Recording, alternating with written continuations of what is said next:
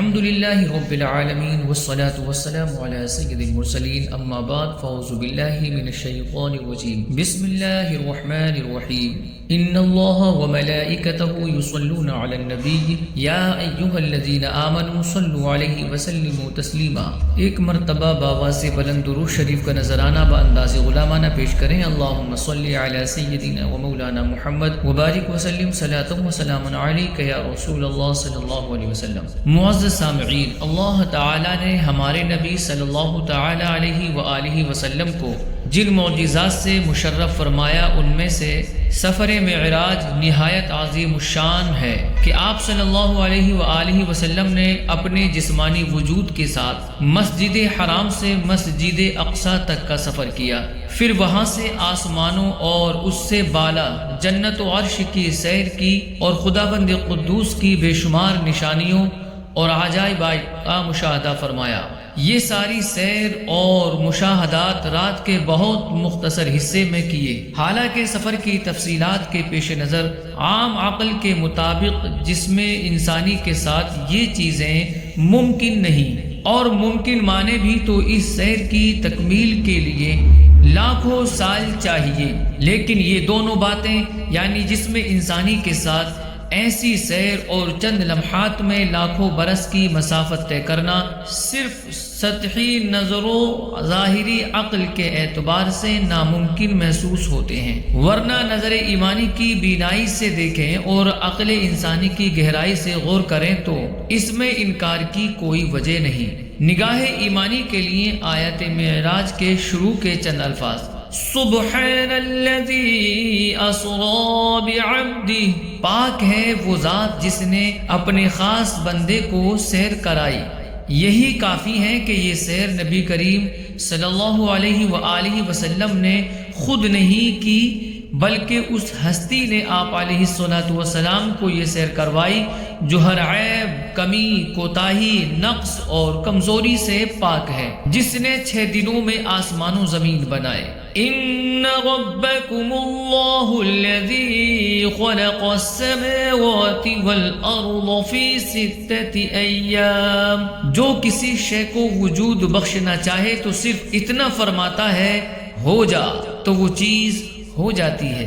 انما امرہ اذا اراد شیئا ان یقول له کن فیکون، جس کا حکم پلک جھپکنے کی مقدار میں نافذ ہو جاتا ہے۔ وما امرنا الا واحدۃ کلمح بالبصر، سورج چاند جس کے حکم کے پابند ہیں، مسخرات بامرہ، جس نے آسمان کو نظر آنے والے ستونوں کے بغیر بلند کر دیا۔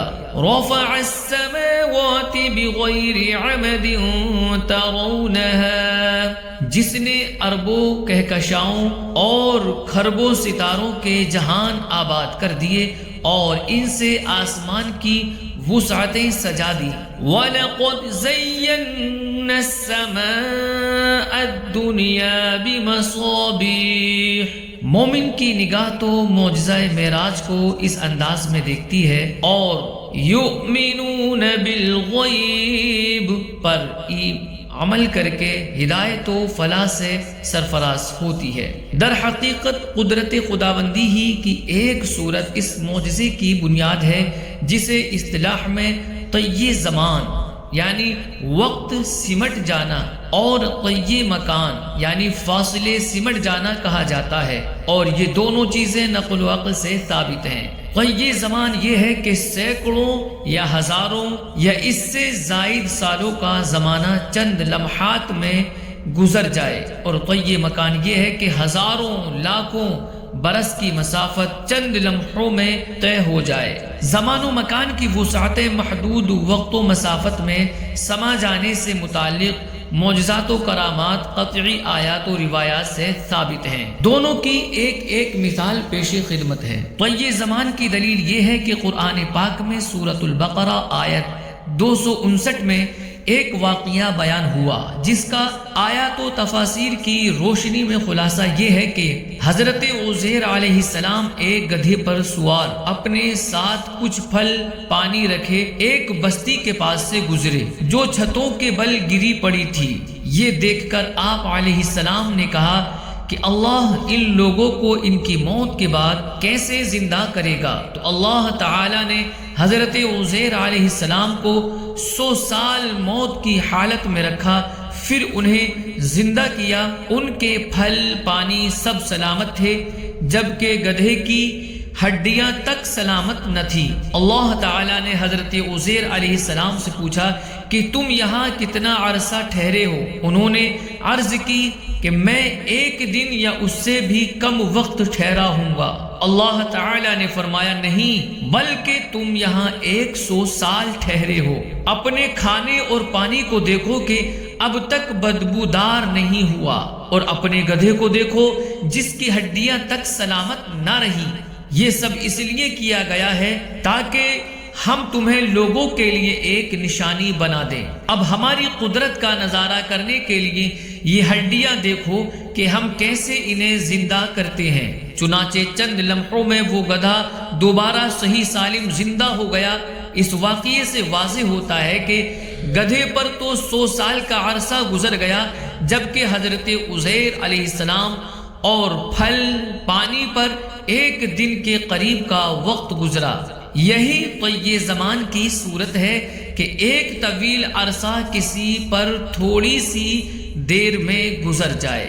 طی مکان یعنی فاصلوں کا سمٹ جانا قرآن پاک کے ایک دوسرے واقعے سے ثابت ہوتا ہے۔ چنانچہ قرآن پاک میں سورۃ النمل آیت نمبر 38 سے 40 تک میں مذکور کلام کا خلاصہ و تفسیر یہ ہے کہ حضرت سلیمان علیہ السلام نے ملکہ بلقیس کے تخت کے متعلق سنا جو دوسرے ملک میں سینکڑوں میل کے فاصلے پر تھا۔ آپ علیہ السلام نے ملکہ کو اسلام کی دعوت دینے کے مقصد سے اپنے درباریوں سے فرمایا کہ وہ تخت کون لائے گا؟ ایک طاقتور جن نے کہا کہ میں آپ کا دربار برخاست ہونے سے پہلے وہ تخت حاضر کر دوں گا۔ لیکن اس کے بعد حضرت سلیمان علیہ السلام کے وزیر اسم اعظم کا علم رکھنے والے حضرت آصف بن برقیہ علیہ الرحمہ نے عرض کی کہ میں آپ کے پلک جھپکنے سے پہلے وہ تخت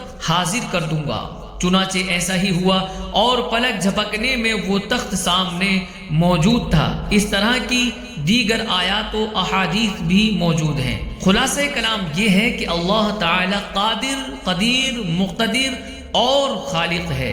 وہ اپنی قدرت و شان تخلیق کا جیسے چاہے اظہار فرمائے، یہ اس کی شان ہے۔ موجودہ سائنسی دور میں معجزہ معراج کا سمجھنا اور ماننا مزید آسان ہو چکا ہے، کیونکہ پہلے لوگ کائنات میں موجود قوانین خداوندی سے واقف نہیں تھے تو عقل میں نہ آنے والی چیزوں کا انکار کر دیتے تھے۔ جیسے اگر کوئی شخص آج سے 1000 سال پہلے دعویٰ کرتا کہ لاکھوں ٹن وزنی لوہے کا بنا ہوا محل ہوا میں اڑ سکتا ہے تو لوگ مذاق اڑاتے، لیکن آج ہوائی جہاز کو سب تسلیم کرتے ہیں۔ یوں ہی 500 سال پہلے اگر کوئی شخص کہتا کہ ایک بٹن دبانے سے لاکھوں پنکھے، مشینیں اور چیزیں حرکت میں آ سکتی اور کروڑوں بلب روشن ہو سکتے ہیں اور ایک بٹن دبانے سے سب کچھ بند ہو سکتا ہے تو سننے والے انکار کر دیتے، لیکن آج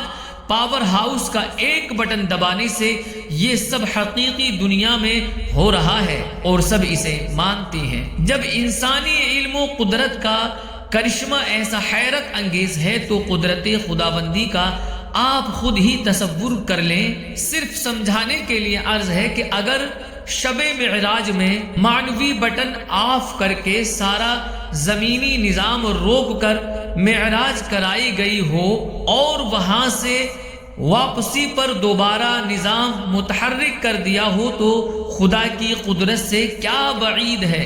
اب تو سائنسدان برملا اعتراف کر رہے ہیں کہ ہم اب تک کائنات کے رازوں کا بہت معمولی سا حصہ دریافت کر سکے ہیں، چنانچہ ماضی قریب کا سب سے بڑا سائنسدان آئنسٹائن کہہ گیا ہے کہ میں نے ریڈیو دوربین کے ذریعے ایک ایسا کہکشاں تو دیکھ لیا ہے جو زمین سے 2 کروڑ نوری سال دور ہے، یعنی روشنی جو فی سیکنڈ 1 کروڑ 86,000 میل طے کرتی ہے وہاں 2 کروڑ سال میں پہنچے گی۔ مگر جہاں تک کائنات کی سرحدیں معلوم کرنے کا تعلق ہے، اگر میری عمر 1 ملین یعنی 10 لاکھ برس بھی ہو جائے تب بھی دریافت نہیں کر سکتا۔